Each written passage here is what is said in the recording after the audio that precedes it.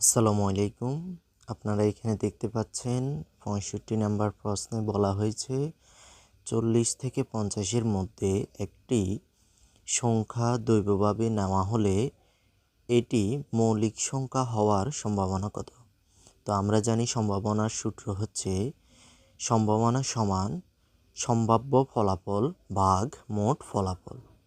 তো ৪০ থেকে ৫০-এর মধ্যে মোট ফলাফল রয়েছে আমাদের ১১টি, আর মৌলিক সংখ্যা রয়েছে মাত্র ৩টি।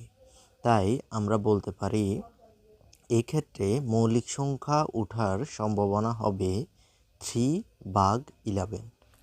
তো এখানে উত্তর হবে ক। এরপরে আমরা আরেকটি কোয়েশ্চেন দেখতে পাচ্ছি। এখানে বলা হয়েছে a/v = b/c = 2/3। তো আমরা এখান থেকে বলতে পারি a:c মানে a/c হবে a/v × b/c, কারণ নিচে হরে রয়েছে প্রথমটিতে b আর পরেরটিতে রয়েছে লবে b। তাহলে প্রথমটির হরের b আর পরেরটির লবের b কাটাকাটি চলে যাবে, তাহলে পড়ে থাকবে এ পাশে a/c। তাহলে আমরা গুণ করলাম a/b × b/c, তাহলে 2/3 কয়বার গুণ করলাম? 2বার গুণ করলাম।